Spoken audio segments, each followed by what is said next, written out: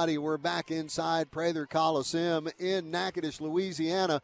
Lions skipper Jarrett Von Rosenberg joins us now. Coach, the tale of two halves for sure, and then some activity in those halves, but what are your thoughts on this one? I love our guys' fight. I really do. You can't sleepwalk into the start of the game, and it had nothing to do with anything except just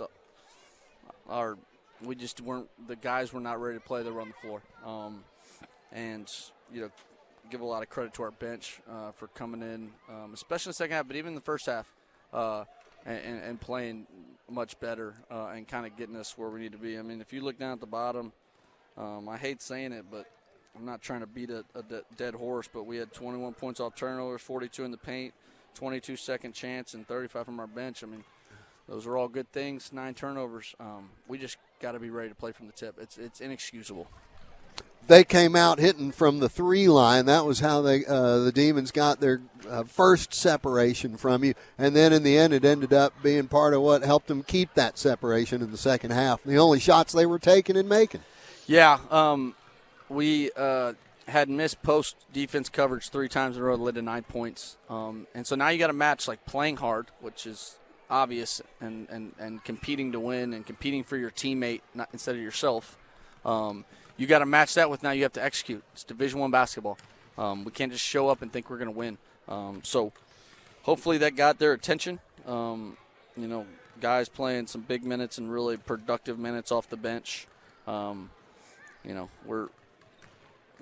We just guys got to stick to it. And if guys aren't playing well, they're not going to play. It's just unfortunately, that's just how it goes. Coach, from where I sat, which was pretty close to where you stood, I really like the way that Chris Adlam and T.J. Thomas, your 2 guards, came in off the bench and kind of gave a spark. Chris was great. But it goes back to he was ready for his opportunity, and then he played harder than – it looked like he was playing harder than everyone on the floor. And when you do that, good things usually happen to you.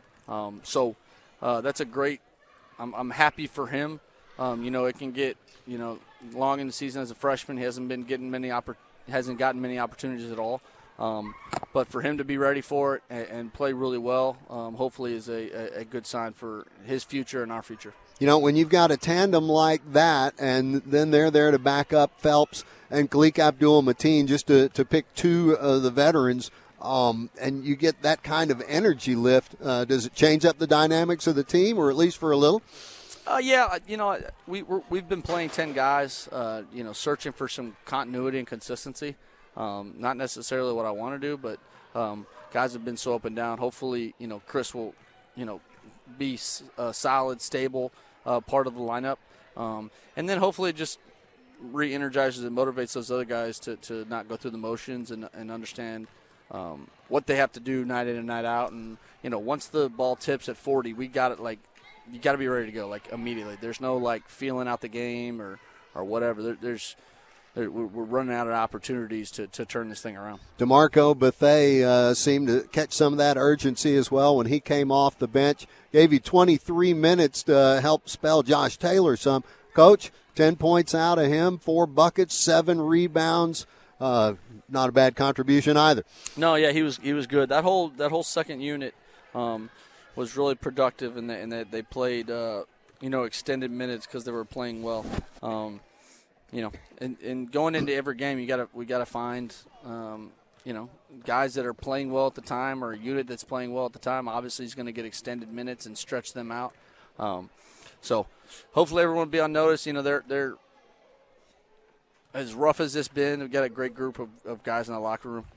They're frustrated just like we are, just like everyone is part of the program.